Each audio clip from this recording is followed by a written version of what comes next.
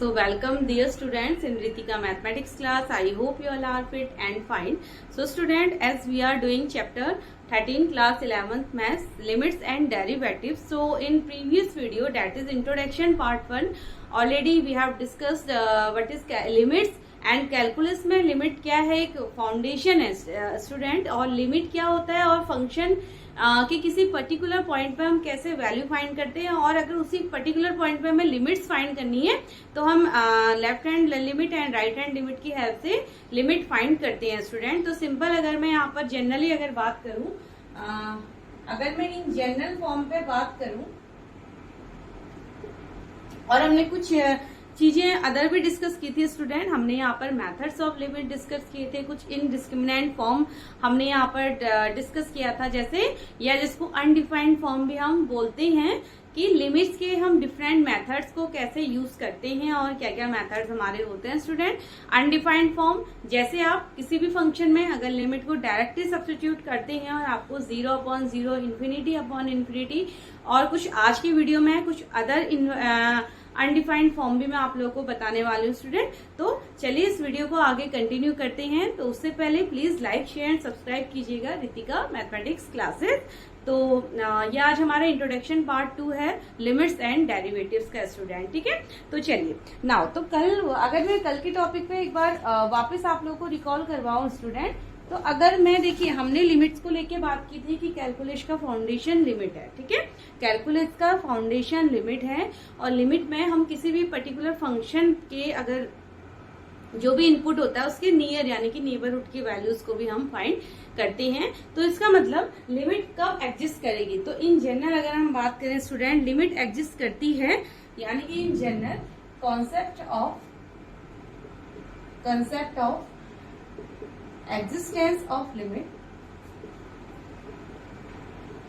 concept of existence of limit, यानी कि अगर जनरली, ये मैंने कल इंट्रोडक्शन पार्ट 1 में भी हालांकि आप लोगों को बताया है स्टूडेंट, यहाँ पर मैं वापस एक बार रिकॉल करवा देती हूँ कि किसी भी फंक्शन में लिमिट कब एग्जिस्ट करती है। अगर मैं पर्टिकुलर लिमिट एक पॉइंट ले लूँ x टेंड्स टू a, यानी कि अगर मैं इनपुट a लेती हूँ स्टूडेंट, तो हम और फंक्शन यानी कि, ठीक है, मैंने जो x मेरा इनपुट था वो a की तरफ, यानी कि मैंने इनपुट a लिया यहाँ पर और फंक्शन की वैल्यू लेट l आती है, ठीक है।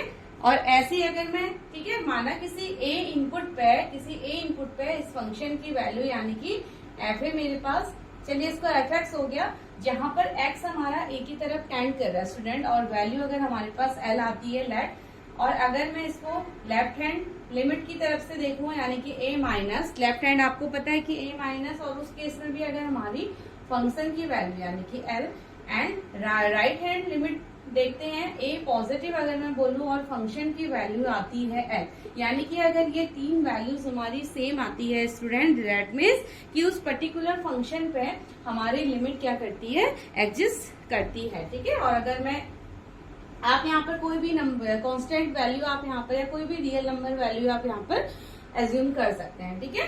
तो यानी कि पर्टिकुलर पॉइंट पे, ए पॉइंट पे की हमने यहाँ पर बात करी मैंने, क्योंकि जनरल आप लोगों को स्टेटमेंट दिया है concept of existence of limit का, कि आप कैसे फाइंड करेंगे कि लिमिट एग्जिस्ट करती है या नहीं।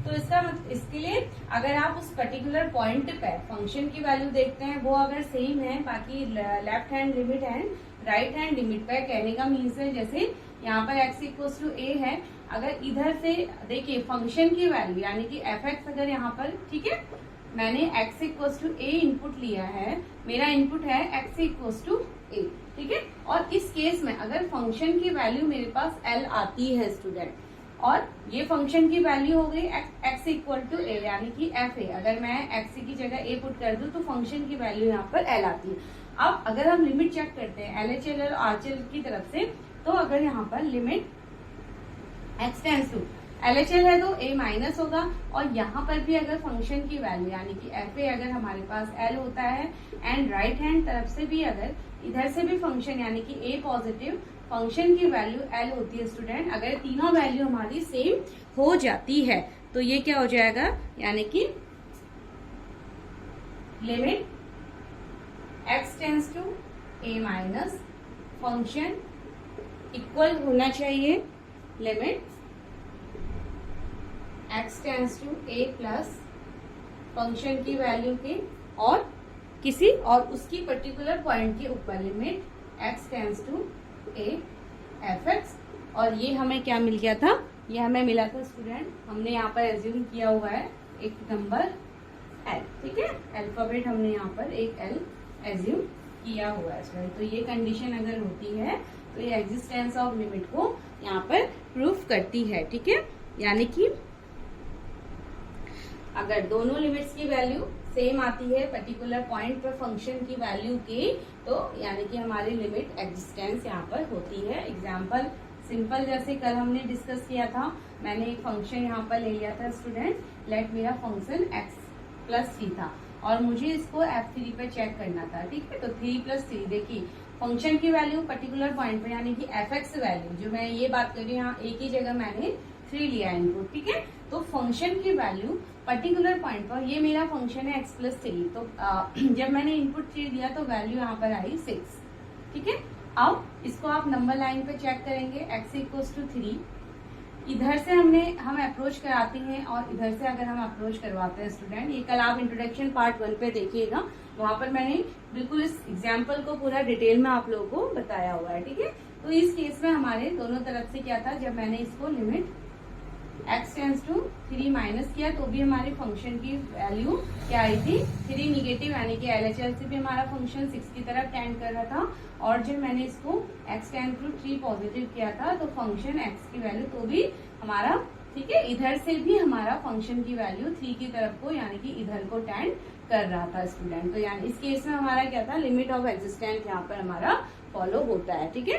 फंक्शन की वैल्यू 3 पे 6 आई थी और लिमिट के अकॉर्डिंग नेबरहुड पे हमने चेक किया तो वो भी 6 की तरफ को टेंड कर रहा था स्टूडेंट। तो यानी कि ये हमारा एग्जिस्टेंस ऑफ लिमिट को शो करता है, ठीक है। तो ये तो एक जनरल बात थी जो मैंने आपको यहाँ पर करवा दी, ठीक है। और डिटेल के लिए आप इंट्रोडक्शन पार्ट 1 को भी देखिए, वहां पर शेयर, लाइक एंड सब्सक्राइब कीजिएगा student. Now come to next topic जो कल हमने डिस्कस किया था, कुछ मेथड, यानी कि कुछ मेथड होते हैं हमारे लिमिट को आप देखेंगे, जब आप लिमिट को सॉल्व करेंगे स्टूडेंट, आपको डिफरेंट डिफरेंट फंक्शंस लिमिट के लिए देखने को मिलते हैं, ठीक है। आप जैसे डिफरेंट डिफरेंट फंक्शंस होते हैं, उनको सॉल्व करने के भी, हमारे लिमिट को सॉल्व करने के डिफरेंट डिफरेंट मेथड्स हमारे होते हैं, ठीक है। तो ये मेथड्स भी हमने कल डिस्कस कर लिए थे। पहला तो होता है direct substitution method, direct substitution method. अब डायरेक्ट सब्स्टिट्यूशन मेथड में क्या था, आप डायरेक्ट इनपुट की वैल्यू फंक्शन के ऊपर रख सकते हैं, आपको इनडिटर्मिनेंट फॉर्म आपको नहीं मिलनी चाहिए। अब इनडिटर्मिनेंट फॉर्म्स क्या होती हैं वो मैं आपको बता देती हूँ स्टूडेंट। इनडिटर्मिनेंट फॉर्म वैल्यू यानी कि जिसको हम अनडिफाइंड वैल्यू भी कहते हैं, ठीक है।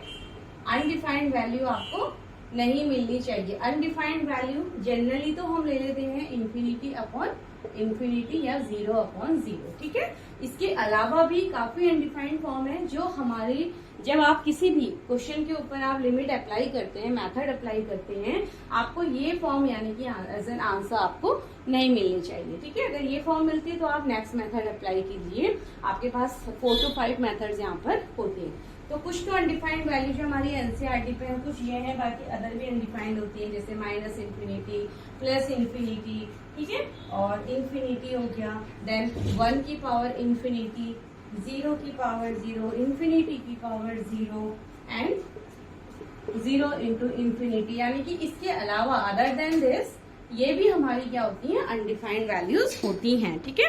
तो ये अनडिफाइंड वैल्यूज ना आए स्टूडेंट, इसके लिए हमारे पास डिफरेंट डिफरेंट मेथड्स होती हैं, ठीक है।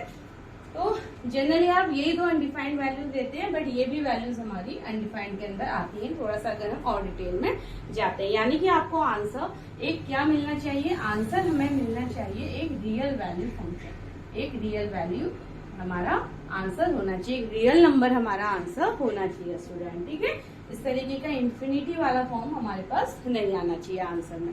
तो मेथड्स थे direct substitution method, second method हमने जो देखा था फैक्टराइजेशन मेथड, फैक्टराइजेशन मेथड था, ठीक है। थर्ड मेथड हमने डिस्कस किया था कल, कुछ ट्रिग्नोमेट्रिक फंक्शंस के लिए, टू हैंडल ट्रिग्नोमेट्रिक फंक्शन, ठीक ठीक है। ट्रिग्नोमेट्रिक फंक्शन को हम कैसे सॉल्व करते हैं। फोर्थ मेथड आपने एक स्टैंडर्ड फॉर्मूला देखा था, x की पावर n a की power n x minus a limit x tends to a की तरफ, ठीक है। एक इसके लिए हमने n इंटू ए n माइनस 1, आपने ये वाला फॉर्मूला, ये स्टैंडर्ड फॉर्मूला मेथड हमारे पास होता है लिमिट को सॉल्व करने का, ठीक है। एक देन हमारे पास रेशनलाइजेशन मेथड भी होता है स्टूडेंट, ये होता है रेशनलाइजेशन मेथड, यानी कि कुछ फंक्शन को आप रेशनलाइज करके पहले उसको सिंप्लीफाई करते हैं, देन उस पर आप लिमिट लगाते हैं, क्योंकि अगर आप डायरेक्ट लिमिट लगा देंगे तो आपको ये अनडिफाइंड फॉर्म मिल जाती है, ठीक है। तो एक मेथड हमारे पास रेशनलाइजेशन मेथड भी होता है, इसको भी एग्जाम आप क्वेश्चन सॉल्व करेंगे तो मैं आपको वहीं पर रेशनलाइजेशन को बता दूंगी, ठीक है। एंड देन ट्रिग्नोमेट्रिक हमारा हो गया, फैक्टराइजेशन मेथड। तो कुछ इस तरीके के मेथड्स हमारे होते हैं स्टूडेंट, जो कल हमने सब इंट्रोडक्शन पार्ट 1 में डिस्कस किए हैं। तो प्लीज यहाँ तक आप वीडियो को पॉज करके ये सभी चीजें आप यहाँ से नोट डाउन कर सकते हैं स्टूडेंट, ठीक है। नाउ अब जो फंक्शंस आप यहाँ पर देखेंगे वो मैं आपको बता देती हूँ किस किस तरीके के फंक्शन, यानी कि टाइप्स ऑफ लिमिट आपको जो क्वेश्चन में देखने को मिलती हैं वो क्या क्या होती हैं, ठीक है। चलिए नाउ अब जो क्वेश्चन आपको यहाँ पर मिलेंगे वो है types of limit. Types of limit, अब अगर मैं इसको शॉर्ट में बोलूं स्टूडेंट तो शॉर्ट में हो जाएगा, देखिए I L A T T, यानी कि इस तरीके के फंक्शंस हमारे पास होता है स्टूडेंट, ठीक है। ये फंक्शंस आपको डिफरेंट डिफरेंट फंक्शन आपको देखने को मिलेंगे अपने सॉल्यूशन, यानी कि कोई एनसीईआरटी बुक में आपको ये सभी फंक्शन देखने को मिलते हैं स्टूडेंट, ठीक है। तो आप इनको याद रखिए। अब आई हमारा क्या है, इनवर्स ट्रिग्नोमेट्रिक फंक्शन। आई होता है हमारा इनवर्स ट्रिग्नोमेट्रिक फंक्शन, यानी कि जो फंक्शन एफ एक्स की जो फॉर्म आपको देखने को मिलेगी वो इस तरीके की आपको मिलेगी स्टूडेंट। आई यानी कि इनवर्स ट्रिग्नोमेट्रिक फंक्शन, एल का मतलब हो गया लॉग फंक्शन, एल है आपका लॉग फंक्शन। देन ए का मतलब क्या हो गया, एल्जेब्राइक फंक्शन।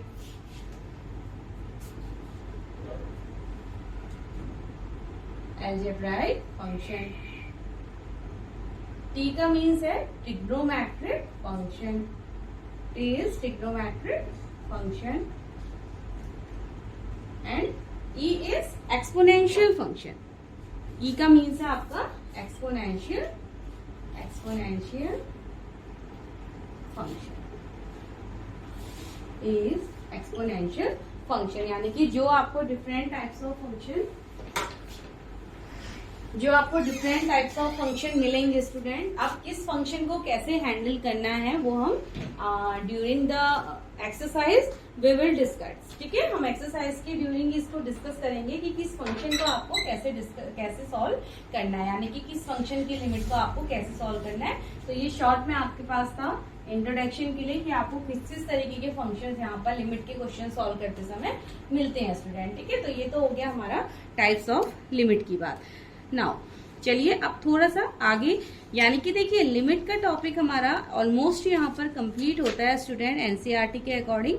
नाउ अब हम आते हैं नेक्स्ट डेरिवेटिव्स, ठीक है। Limits topic almost we have completed, now we are moving towards the topic derivatives को भी अब हम यहाँ पर समझने वाले हैं स्टूडेंट। तो चलिए नाउ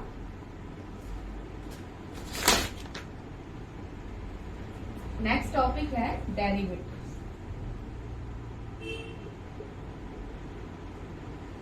अब देखिए डेरिवेटिव्स क्या होता है स्टूडेंट। डेरिवेटिव्स जो हमारे होते हैं, यानी कि ये भी चेंज ऑफ वैल्यू, यानी कि चेंज ऑफ वैल्यू बताता है किसी भी फंक्शन की with respect to the input, ठीक है। जो भी आप इनपुट वहां पर देंगे student with respect to the input, ये भी हमारी डेरिवेटिव फंक्शन की वैल्यू कैसे चेंज होती है किसी भी इनपुट के देने पे, ये उसको हमें बताएगा, यानी कि चेंज इन वैल्यू। और यहाँ पर हम लिमिट्स का यूज करते हैं, यानी कि डेरिवेटिव्स को सॉल्व करते हुए भी आपको लिमिट्स का यूज करना होता है। तो इसीलिए दोनों टॉपिक कनेक्टेड आपस में होते हैं स्टूडेंट, ठीक है। तो डेरिवेटिव्स है, सबसे पहले अब हम देखते हैं इसको हम रिप्रेजेंट कैसे करेंगे, ठीक है स्टूडेंट। नाउ अब इसका मतलब क्या है, डेरिवेटिव्स का मतलब क्या है कि हाउ एफ एक्स, इसको मैं अगर ले लूं कि let f x be a function, let f x be a real valued function, f x be a real valued function. माना हमने एफ एक्स कोई भी फंक्शन है, आपको पता है एफ एक्स हमारा ट्रिग्नोमेट्रिक भी हो सकता है, एक्सपोनेंशियल भी हो सकता है, means any type of function हमारा कुछ भी एफ एक्स यहाँ पर हो सकता है स्टूडेंट, रियल वैल्यूड फंक्शन। तो डेरिवेटिव्स क्या बताएगा, अगर हम एफ एक्स एक रियल वैल्यूड फंक्शन लेते हैं तो डेरिवेटिव्स बताएगा how f x is changing, how f x is changing with respect to, ठीक है, how f x is changing with respect to x at every value of x, at every value of x, ठीक है। अब x क्या है, x है input value student, ये तो आपको पता है, x इसको ये वाला ले लेते हैं, ठीक है। x क्या है, इनपुट वैल्यू, ये fx यानी कि जो भी इनपुट वैल्यूज आप देंगे उसके साथ fx यानी कि फंक्शन कैसे कैसे अपना वैल्यू चेंज कर रहा है स्टूडेंट, तो वो हमें डेरिवेटिव्स बताता है, ठीक है। तो इसको हम डिनोट करेंगे। नाउ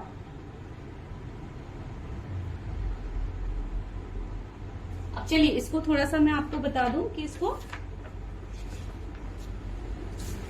आपको शो कैसे करना है स्टूडेंट, इसको थोड़ा सा शो करने का तरीका भी बता देती हूँ,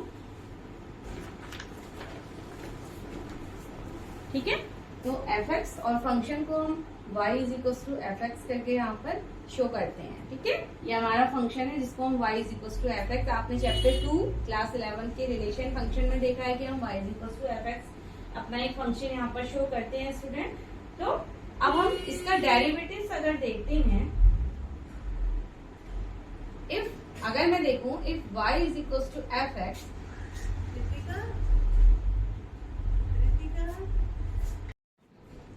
तो स्टूडेंट्स अगर हमारे पास फंक्शन है y is equal to f x, ठीक है। अब हमने डेफिनेशन में देखा कि डेरिवेटिव्स को, अब इसको हम रिप्रेजेंट कैसे करते हैं। सबसे पहले तो रिप्रेजेंटेशन ऑफ डेरिवेटिव्स आपको पता होना चाहिए, इसको हम शो कैसे करेंगे। डेरिवेटिव्स की डेफिनेशन क्या कहती है, अगर एफ एक्स इक्वल टू यानी कि y is equal to f x हमारा फंक्शन है, be a real valued function, तो एफ एक्स कैसे चेंज हो रहा है विद रिस्पेक्ट टू एक्स, ठीक है। तो इसको हम कैसे शो करेंगे, यानी कि डेफिनेशन से ही हम इसको शो करेंगे, यानी कि चेंज इन फंक्शन, कैसे चेंज इन फंक्शन। तो इसको मैं लिखूंगी कि if y is equal to f x is real value function, ये तो हमने लिखा है student, then its derivative is real valued function, real valued function, then its derivative is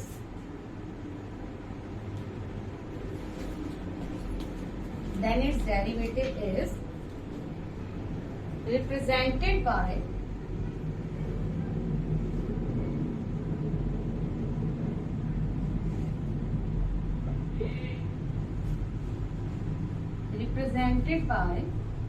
कैसे रिप्रेजेंट करते हैं स्टूडेंट, चेंज इन वैल्यू यानी कि with respect to f, change in value of function f x with respect to, इसको हम show करते हैं, या तो आप इसको एफ डैश एक्स से शो करेंगे और या आप इसको शो करते हैं student D upon D x. D upon D x क्या होता है, चेंज इन यानी कि ये फंक्शन की value d upon D X, function की वैल्यू जो चेंज हो रही है विद रिस्पेक्ट टू एक्स, ठीक है, उसको हम डी अपॉन डी एक्स से शो करते हैं, यानी कि change the value, changing the value of function with respect to x, ठीक है। तो डी अपॉन डी एक्स क्या शो करता है हमारा, change in value, d upon D x यानी कि change in value with respect to x student, ठीक है। और फंक्शन आपने और लगा दिया तो d upon D x F x हमारा हो जाता है, ठीक है। और इसको और भी तरीके हैं, इसको आप और करके लिख सकते हैं, क्योंकि एफ एक्स हमारा वाई के इक्वल भी होता है, तो इसको d Y by D x भी लिखा जाता है स्टूडेंट। और now d Y by D x और dy बाई डी एक्स है, जैसे हमने इसको एफ डैश एक्स लिखा था वैसे dy बाई डी एक्स को हम y डैश भी यहाँ पर लिखते हैं स्टूडेंट। तो ये हमारा ये तरीके होते हैं, मेथड होते हैं इसको यानी कि रिप्रेजेंट करने का। आप डेरिवेटिव को कैसे रिप्रेजेंट करते हैं, या तो आप एफ डैश एक्स लिख सकते हैं, ठीक है, जो फंक्शन की वैल्यू चेंज हो रही है एक्स की रिस्पेक्ट में वही तो डेरिवेटिव है, तो उसको एफ डैश एक्स या D upon D x F x भी आप लिख सकते हैं। डी अपॉन डी एक्स यहाँ पर शो करता है चेंज इन वैल्यू, ठीक है, विद रिस्पेक्ट टू एक्स का फंक्शन की वैल्यू, तो d upon D X function, ठीक है। और फंक्शन एफ एक्स को हमने वाई भी यहाँ पर लिखा हुआ है, तो D Y by D x और D Y by D x यानी कि वाई डैश भी आप इसको लिख सकते हैं स्टूडेंट, ठीक है, वाई डैश भी आप इसको लिख सकते हैं। तो ये हमारे रिप्रेजेंटेशन होता है। अब अगर मैं किसी एक पर्टिकुलर पॉइंट पे इसकी वैल्यू लेती हूँ स्टूडेंट, अब अगर डेरिवेटिव की अगर हम x इक्वल टू a पे इसकी वैल्यू लेते हैं, ठीक है, तो चलिए ये तो है सिंपल, अगर मैंने इनपुट x इसको दिया है, ठीक है। अब अगर मैं लेती हूँ derivatives at x equals to a। अब मैंने पॉइंट यहाँ पर जो इनपुट लिया वो मैंने a ले लिया, तो अब आप इसको कैसे शो करेंगे स्टूडेंट, अब एफ डैश एक्स को आप शो करेंगे एफ डैश a, ठीक है, एफ डैश a या d अपॉन डी एक्स, ठीक है, change in value d upon D x, then f x x equals to a, या फिर आप इसको ऐसे रिप्रेजेंट करेंगे, ठीक है, x इक्वल्स टू a। और y की टर्म में अगर हम इसको रिप्रेजेंट करेंगे तो y की टर्म में कैसे करेंगे, dy by D x,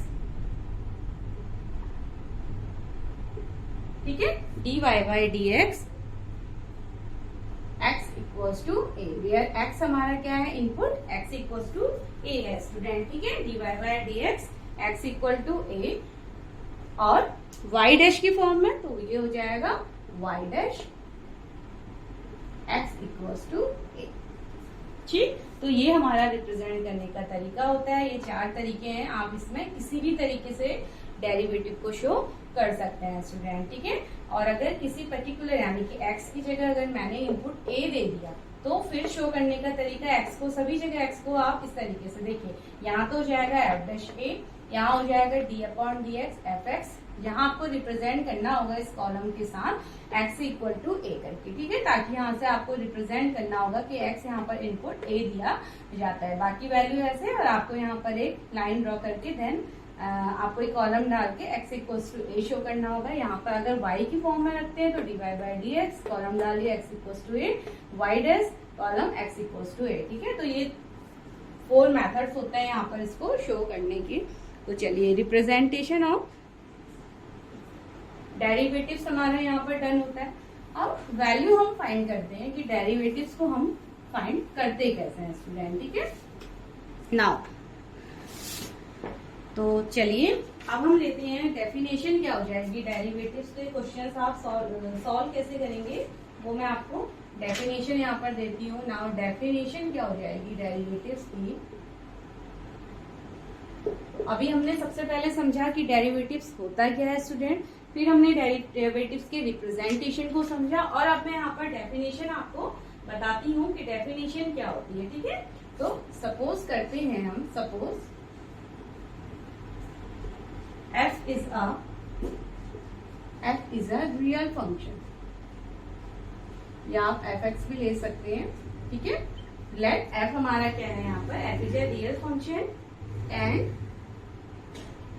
and a is a point, and a is a point in its domain, in its domain, ठीक है। यानी कि हम x की जगह डोमेन क्या ले रहे हैं, a ले रहे हैं स्टूडेंट। तो उसके लिए अब आप हमारा डेरिवेटिव्स क्या हो जाएगा, तो द डेरिवेटिव्स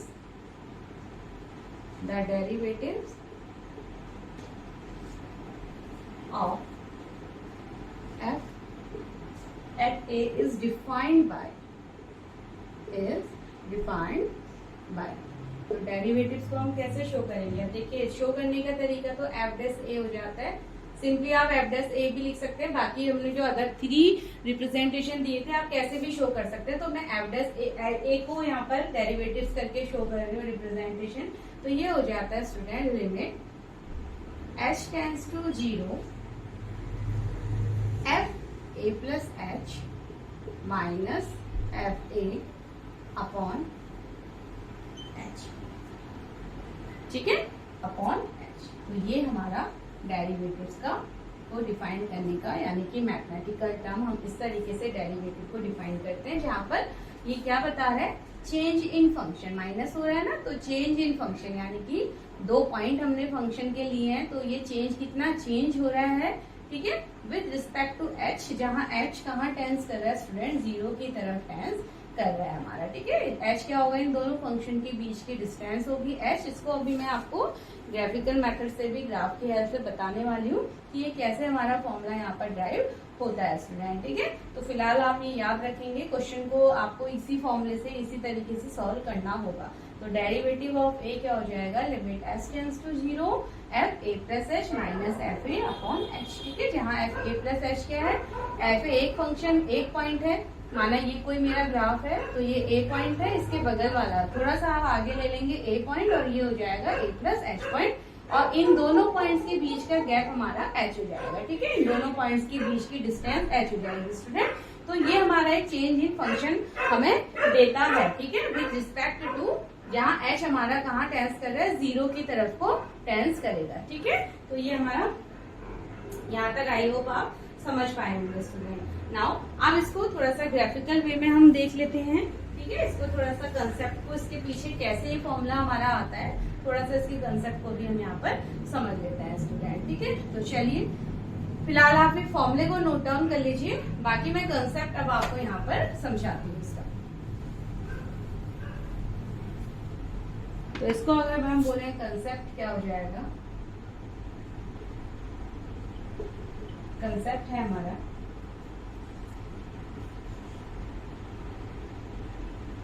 मैंने इसको एक ग्राफ के अंदर इस तरीके से एक्सिस के अंदर शो कर दिया स्टूडेंट। ये मेरा एक फंक्शन का ग्राफ है, राइट, मैंने रैंडम में किसी फंक्शन का ग्राफ यहाँ पर बना लिया है स्टूडेंट, ठीक है। अब ये तो हमारा ओरिजिन पॉइंट है। नाउ अब देखिए, एक पॉइंट में यहाँ पर लेते हैं स्टूडेंट, या आप ऐसे ले सकते हैं, एक पॉइंट में यहाँ पर लेती हूँ और एक पॉइंट में यहाँ पर लेती हूँ, ठीक है। इस वाले पॉइंट को हम लेते हैं ए,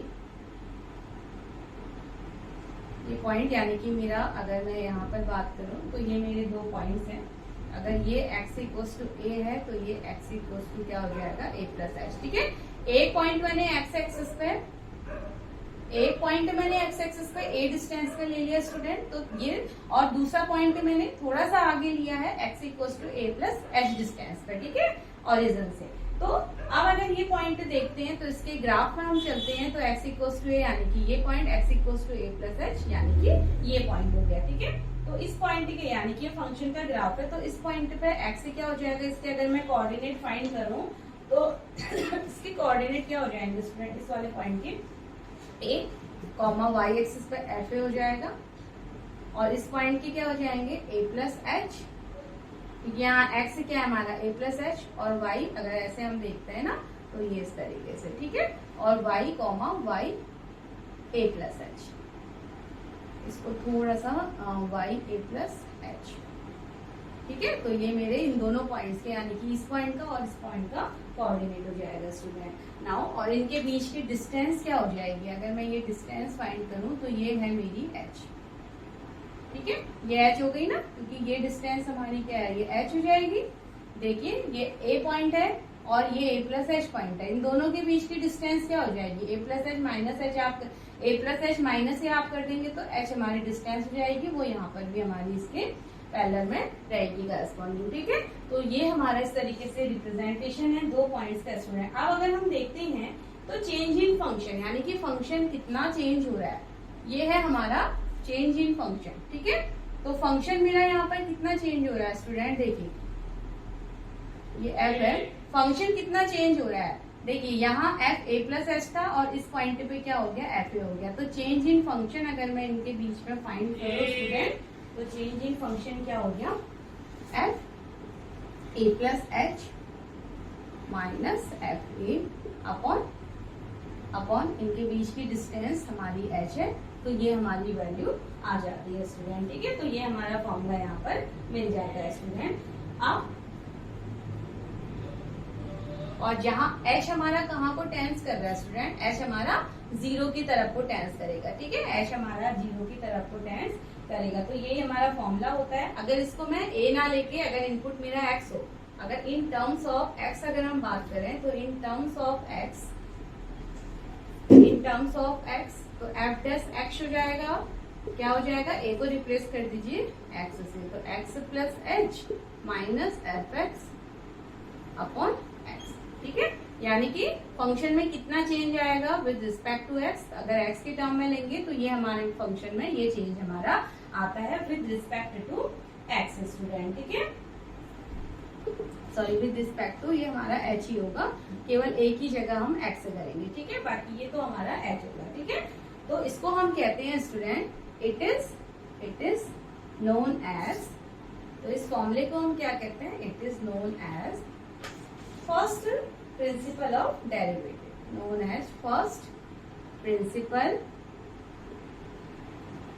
ऑफ डेरिवेटिव्स। ठीक है, इसको हम फर्स्ट प्रिंसिपल ऑफ डेरिवेटिव्स कहते हैं। एफ डैश एक्स की जो वैल्यू हमारी आती है, इसको हम फर्स्ट प्रिंसिपल ऑफ डेरिवेटिव्स कहते हैं स्टूडेंट। ठीक है, अब जब आप डेरिवेटिव निकालेंगे तो हम लिमिट्स को यहाँ पर यूज करते रहेंगे। फिलहाल ये डेरिवेटिव का हमारा स्टैंडर्ड फॉर्म आ चुका है और इसको हम तब तक यहाँ पर लिमिट अकॉर्डिंग टू क्वेश्चन हम लिमिट भी यहाँ पर यूज करते रहते हैं स्टूडेंट। ठीक है, नाउ इसके बाद अच्छा, इसको समझने का एक तरीका और है, यहाँ से अगर आपको समझ आया ठीक है, अदरवाइज एक तरीका हमारे पास और होता है। ठीक है, इस फॉर्मूले को कैसे ये फॉर्मूला ड्राइव हो रहा है, तो वो मैं दूसरा तरीका भी आप लोगों को यहाँ पर बता देती हूँ स्टूडेंट। ठीक है, तब तक वीडियो को पॉज करके आप इसको नोट डाउन कर सकते हैं। तो यहाँ तक आई होप समझ आ गया होगा। इसमें हमने क्या किया, एक्सेस दिया, उसमें हमने रैंडम एक फंक्शन का एक ग्राफ यहाँ पर शो कर दिया स्टूडेंट। ये फंक्शन का एक कंटिन्यूअस ग्राफ है। ठीक है, इस पर मैंने x इक्वल टू ए और x equal to a point लिया और x equal to a plus h दूसरा पॉइंट लिया है। ठीक है, तो कोऑर्डिनेट क्या हो जाएंगे ग्राफ पे पॉइंट के, a यहाँ पर x a है हमारा, तो फंक्शन y क्या हो जाएगा, f हो जाएगा, और x की वैल्यू a प्लस एच है, तो फंक्शन यानी कि y की value f a plus H हो जाएगी। ठीक है, क्योंकि y इज इक्वल टू क्या होता है, f x ही होता है। ठीक है, तो y की value f a plus H हो जाएगी स्टूडेंट, यानी कि x अगर हमारा a है तो फंक्शन y की वैल्यू f a, ठीक है f a, और अगर x हमारा a प्लस एच है तो y की वैल्यू a प्लस एच। तो वैसे हमारे कोऑर्डिनेट यहाँ पर हमें मिल जाते हैं स्टूडेंट। ठीक है, नाउ चेंज इन फंक्शन, और ये डिस्टेंस कितनी हो गई, h हो गई, ये डिस्टेंस हमारी h हो गई, तो चेंज इन फंक्शन कितना होगा, देखिए यहाँ पर function f, change in function यानी कि यहाँ देखिए, यहाँ फंक्शन था f a प्लस एच, और यहाँ फंक्शन कितना था, जब x की वैल्यू a थी और जब x की वैल्यू a प्लस एच हो गई, तो फंक्शन में कितना चेंज आया वो हमें यहाँ से पता चलेगा। ठीक है, x की वैल्यू a और x की वैल्यू a प्लस एच में फंक्शन में कितना चेंज आया वो हमें यहाँ से पता चलता है स्टूडेंट। तो ये हो गया f a plus h minus f a upon H. h क्या है, इनके बीच का डिस्टेंस, और h हमारा टेंस करता है 0 की तरफ को। ठीक है स्टूडेंट, और अगर x की टर्म्स में बात करें तो a को आप रिप्लेस कर दीजिए x से, बाकी फॉर्मूला आपका सेम रहता है, जिसको हम कहते हैं फर्स्ट प्रिंसिपल ऑफ डेरिवेटिव, और इसको हम f डैश x से शो करते हैं। ठीक है, एक और तरीका है इसको समझने का, उसको भी आप देख लीजिए, इसको ड्राइव करने का दूसरा तरीका हमारे पास क्या है, देखिए दूसरा तरीका। अब अगर आप देखिए सेकंड मेथड में क्या है स्टूडेंट, डेरिवेटिव्स एक्चुअली क्या होता है हमारा, डेरिवेटिव्स क्या होता है हमारा, स्लोप ऑफ टेंजेंट होता है। ठीक है, स्लोप ऑफ टेंजेंट। ठीक है, स्लोप ऑफ टेंजेंट को हम डेरिवेटिव्स कहते हैं। ठीक है, तो यहाँ पर मैं सपोज कर रही हूँ, suppose taking a graph of function, taking a graph of function. ठीक है, ये दूसरा तरीका है सेम फॉर्मूले को लाने का, तो जिसको आपको पहला इजी लगे आप वहां से इसको समझ सकते हैं, दूसरा इजी लगे तो आप स्लोप ऑफ टेंजेंट वाले ग्राफ से भी आप यहाँ पर समझ सकते हैं स्टूडेंट। तो मैं एक ग्राफ यहाँ पर ड्रॉ करती हूँ किसी भी फंक्शन का, तो let this is my graph. ठीक है, और ये है एक्स एक्सिस, ये है हमारी वाई एक्सिस स्टूडेंट। तो चलिए टेंजेंट ऑफ स्लोप की बात हो रही है, तो मैंने यानी कि टेंजेंट ऑफ स्लोप हो गया, तो इसका मतलब ये अगर हमारा एक कर्व पार्ट है तो इसकी टेंजेंट यानी कि क्या होगा स्टूडेंट, ये हो गई। ठीक है, ये तो हमारी टेंजेंट लाइन होती है। तो अगर हम इसका स्लोप फाइंड कर लेते हैं तो इसका मतलब हम डेरिवेटिव्स का कॉन्सेप्ट यहाँ पर निकाल पाएंगे। ठीक है, तो ये हमारा क्या हो गया, एक टेंजेंट है, एक कर्व पार्ट, हमने कर्व ले लिया फंक्शन का ग्राफ और उस पे हमने टेंजेंट लाइन इस तरीके से पास करवा दी स्टूडेंट, और ग्राफ है हमारा y = fx हम एज्यूम कर लेते हैं। अच्छा, अब देखिए हमें 2 पॉइंट लेने हैं, तो एक पॉइंट हम यहाँ ले लेते हैं, दूसरा पॉइंट थोड़ा सा इसके नेबर में हम ले लेते हैं स्टूडेंट। ठीक है, तो x पे लेट ये पॉइंट हमने ले लिया x, और इसके थोड़ा सा पास का पॉइंट है तो इसको हम ले लेते हैं x + h। ठीक है, टेंजेंट का स्लोप हमें फाइंड करना है स्टूडेंट यहाँ पर, तो हम डेरिवेटिव फाइंड कर लेंगे। तो एक मैंने मैंने कर्व डाला, टेंजेंट क्या होती है, इस तरीके से सर्कल से इस तरीके से पास होने वाली लाइन, तो सर्कल का अगर ये कर्व पार्ट आप ले लीजिए और उस पर आप ये टेंजेंट लाइन डाल दीजिए, इसका मैं अगर स्लोप फाइंड कर लूँ स्टूडेंट तो वो क्या हो जाएगा, डेरिवेटिव हो जाएगा हमारा। ठीक है, तो ये दूसरा तरीका है फाइंड करने का। तो अब मैंने टेंजेंट पे 2 पॉइंट ले लिए, ये x ले लिया, दूसरा x + h ले लिया। ठीक है, x ले लिया और थोड़ा सा दूरी पे x + h ले लिया, और इन दोनों के बीच की डिस्टेंस क्या हो गई, ये भी हमारी h हो गई। ठीक है, इन दोनों के बीच की डिस्टेंस h हो गई स्टूडेंट। तो इस पॉइंट का कोऑर्डिनेट क्या हो जाएगा, इस पॉइंट का कोऑर्डिनेट क्या हो जाएगा, देखिए इस पॉइंट का कोऑर्डिनेट हो जाएगा x कोऑर्डिनेट, ये तो x है, और y क्या हो जाएगा, fx। ठीक है, ये x हो जाएगा, y क्या हो जाएगा, fx, और इसका क्या हो जाएगा, इस वाले पॉइंट का, इसका पॉइंट x + h है, तो x + h, f x + h। ठीक है, ये हो जाएंगे 2 पॉइंट x + h, x का x कोऑर्डिनेट है, y क्या हो जाएगा, फंक्शन हमारा f x + h हो जाएगा स्टूडेंट। अब ठीक है, यहाँ तक आई होगा आप समझ गए होंगे। तो सबसे पहला स्टेप हमने क्या किया, हमने एक ग्राफ लिया y = fx का, एक इस तरीके का कर्व ग्राफ मैंने लिया y = fx का।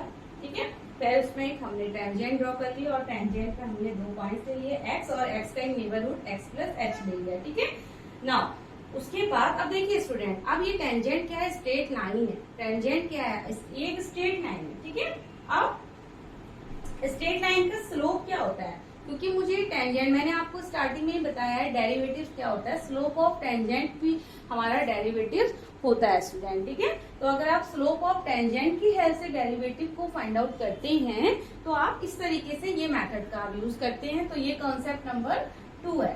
ठीक है, तो अब स्लोप ये क्या है, हमारी स्ट्रेट लाइन, और स्ट्रेट लाइन का स्लोप का फॉर्मूला आपने पढ़ा हुआ है स्टूडेंट। अब आप जल्दी से रिकॉल कीजिए, आपने स्ट्रेट लाइन पढ़ी है, और स्ट्रेट लाइन के बीच में स्लोप क्या होता है, तो मैं यहाँ पर लिख देती हूँ नाउ, इधर हम इसको सॉल्व करेंगे। ठीक है, now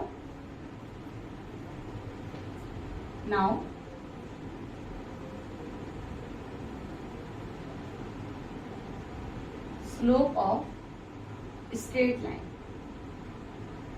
slope of straight line.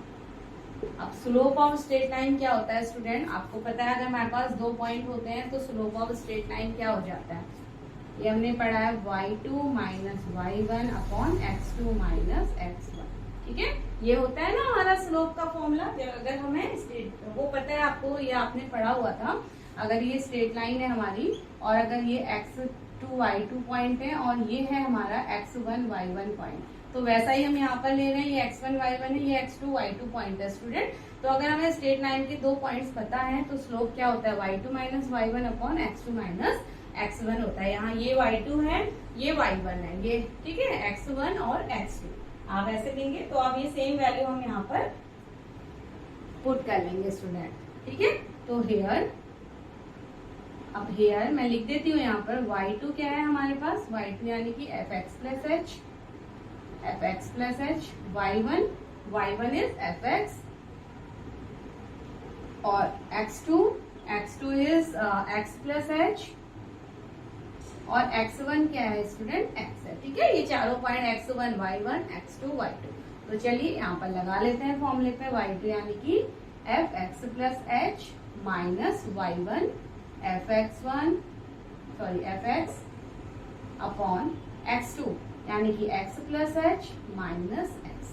ठीक है। तो अब आप देखिए इसको सॉल्व करते हैं फाइनली, तो ये x कैंसिल और हमारे पास डेरिवेटिव यानी कि एफ डैश ऑफ x की वैल्यू क्या आ जाती है, F x plus h minus f X upon h.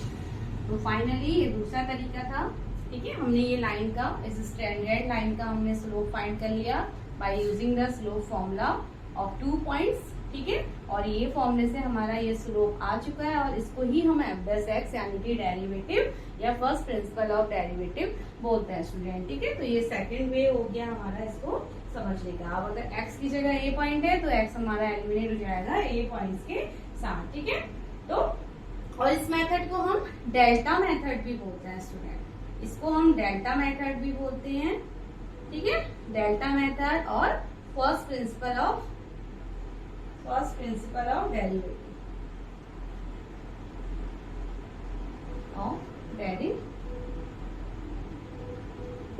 ठीक है, फर्स्ट प्रिंसिपल ऑफ डेरिवेटिव्स। तो यहाँ तक हमारी डेरिवेटिव्स की बात थी स्टूडेंट। इसके बाद अब हम इसके अलजेब्रा को पढ़ लेते हैं, ठीक है। चलिए इसके नाउ नेक्स्ट टॉपिक हमारा हो जाता है algebra of derivatives.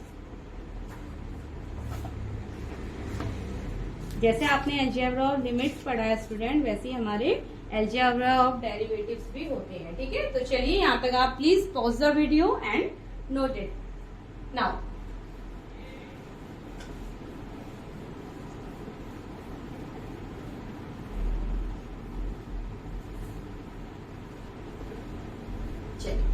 Now next आता है algebra of derivatives of function.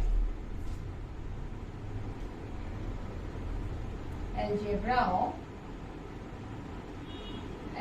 Of derivatives of function. Algebra of derivatives of function student, ठीक है।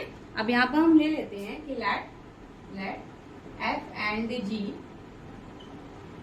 be to real valued function,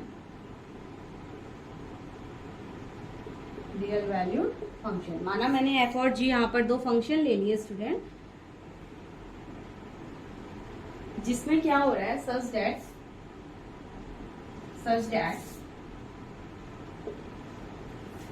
that their derivatives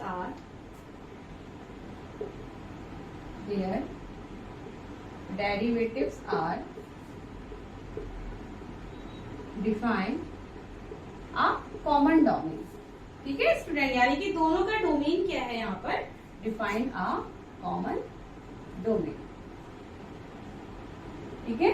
दोनों के डोमेन यानी कि मैंने दो f और g यहाँ पर दो फंक्शन लिए स्टूडेंट और दोनों के डोमेन यहाँ पर सेम, ठीक है।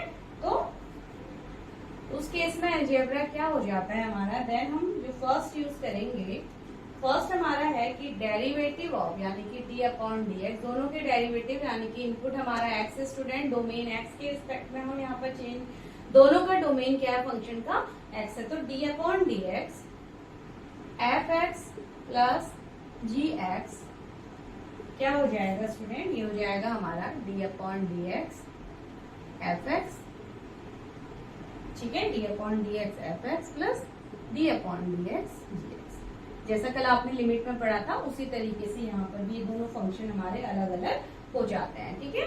सेकंड यानी कि सम अगर हम दोनों का लेते हैं तो sum of two function is the sum of their separate functions, ठीक है स्टूडेंट। ऐसे डिफरेंस क्या हो जाता है, d upon D x F x minus g x is equal to d upon D x F x minus d upon D x, ये हो जाएगा g x. Now third point, ऐसे इनका मल्टीप्लीकेशन, तो d अपॉन डी एक्स, देखिए multiplication थोड़ा सा यहाँ पर हमें थोड़ा ध्यान देना होता है स्टूडेंट। मल्टीप्लीकेशन डायरेक्टली आप लिमिट की तरह नहीं लगाते, मल्टीप्लीकेशन में पहले हमारा जी एक्स फंक्शन होता है, ठीक है, then derivative of into D upon D x F x plus फिर एफ एक्स होगा हमारा सिंपल एंड डेरिवेटिव ऑफ आप करोगे यहाँ पर जी एक्स स्टूडेंट, ठीक है। तो मल्टीप्लीकेशन को आपको थोड़ा सा ध्यान रखना है और ऐसे ही हमारा डिवीजन यानी कि जो कोसाइन फॉर्म होता है उसको भी हमें इसी तरीके से थोड़ा यानी कि आप ऐसा नहीं कि D upon D x F X और into D upon D X G X, यहाँ पर ऐसा नहीं होता। यहाँ पर आप पहले G X into D upon D X function, पहले आप जी एक्स रखेंगे, फिर डी अपॉन डेरिवेटिव निकालेंगे फर्स्ट फंक्शन का, प्लस फिर फर्स्ट फंक्शन को आप लिख रखेंगे और डेरिवेटिव निकालेंगे सेकेंड फंक्शन का। ये यहाँ पर मल्टीप्लीकेशन के लिए होता है स्टूडेंट, ठीक है। अब अगर ऐसी यहाँ पर कोसेंट की बात करें F X upon G X, तो कोसेंट भी कुछ इसी तरीके से होगा हमारा G X into D upon D x F X. इसको आपको लर्न करना होगा, ठीक है। डेरिवेशन यहाँ पर कुछ नहीं पूछी जाती, बस आपको इनको सब फॉर्मूले ये लर्न करने होंगे आपको अलजेब्रा, ठीक है। और डी अपॉन एफ एक्स, फिर डी अपॉन डी एक्स हो जाएगा जी एक्स, देन अपॉन में जो सेकंड फंक्शन होता है स्टूडेंट उसका होल स्क्वायर करते हैं, ठीक है। अपॉन में जो सेकंड यानी कि जी एक्स हमारा था उसका हमने होल स्क्वायर कर दिया स्टूडेंट, यानी कि क्या रहा, देखिए कोसेंट फॉर्म में क्या हो जाता है जी एक्स इंटू डी, पहले second function into D upon derivative of first function minus first function derivative of second function upon second function का होल स्क्वायर, ठीक है। तो ये हमारे अलजेब्रा ऑफ डेरिवेटिव्स यहाँ पर होते हैं स्टूडेंट। अब देखिए आपको अगर ये थोड़ा सा लिखने में लेंदी लगता है तो इसको हम डैश फॉर्म में भी हम यहाँ पर लिख सकते हैं, ठीक है। जैसे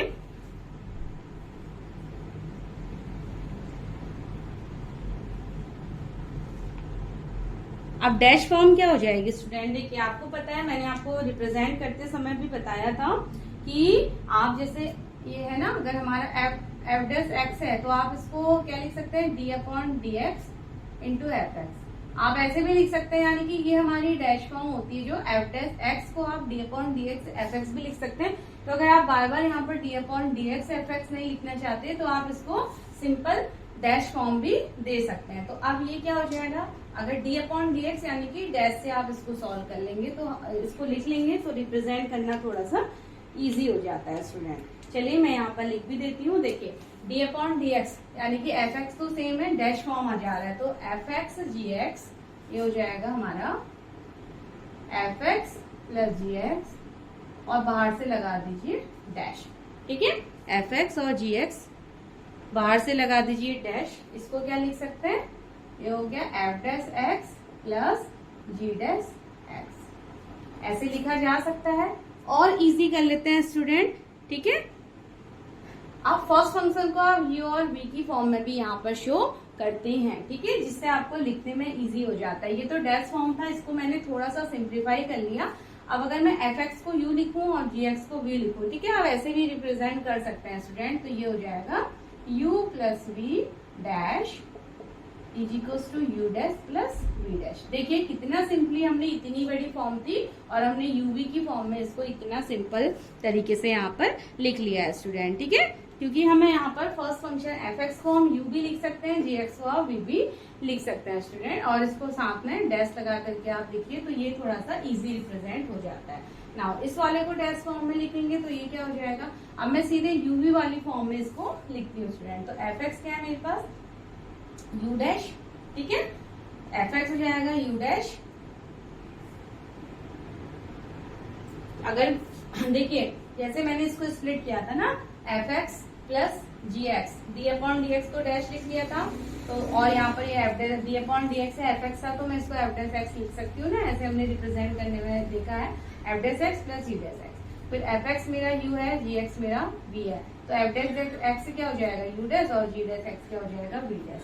अगर मैं यहाँ पर सिंपली इसको सिंप्लीफाई कर दूं तो यहाँ पर मैं आपको बता देती हूँ डैश फॉर्म, ठीक है, ताकि आप लोगों को कंफ्यूजन ना रहे। नाउ आप ऐसे समझ लीजिए, अगर एफ एक्स को आप यू रिप्रेजेंट करते हैं स्टूडेंट तो एफ डैश एक्स को आप क्या लिखेंगे, एफ डैश एक्स आपका यू डैश हो जाएगा।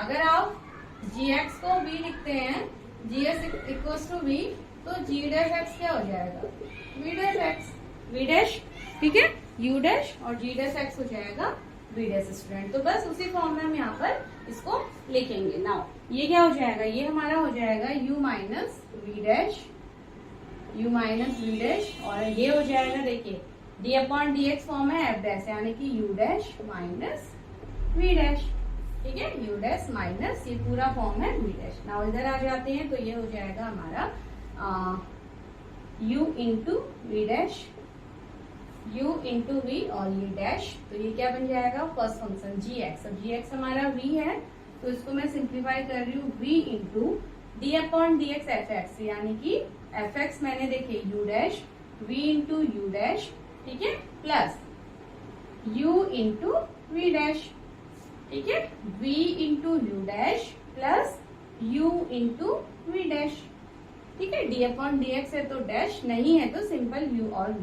नाउ इसको चेंज कीजिए, ये क्या हो जाएगा, इसको हम लिखते हैं u अपॉन v डैश, ठीक है, ये u है v डैश, gx क्या है हमारे पास, gx इज v, तो v into D upon D x F x है तो ये u dash, v into u dash minus f x u into v dash upon, अब देखिए gx है, सिंपली gx है, डैश नहीं होगा तो v का होल स्क्वायर, ठीक है, v का होल स्क्वायर। तो देखिए कितना इजीली हमने यहाँ पर ये सभी फॉर्म को लिख लिया स्टूडेंट, ठीक है। तो ये तो था, इसको थोड़ा सा एक्सपेंड करते हुए प्रॉपर हमने डी अपॉन डी एक्स की फॉर्म में लिखा है, और यहाँ पर मैंने इसको थोड़ा सा शॉर्ट इजी हो जाता है आप लोगों के लिए इस तरीके से लिखना, ठीक है। तो इनको आप नोट डाउन कर लीजिएगा और एक दो बार आप देखेंगे तो इजीली आप लोग यहाँ पर इसको रिप्रेजेंट कर सकते हैं स्टूडेंट। तो चलिए यहाँ तक हमारा डेरिवेटिव्स भी कंप्लीट होता है। Now in next video we will solve the exercise questions student. तो चलिए till then bye and take care.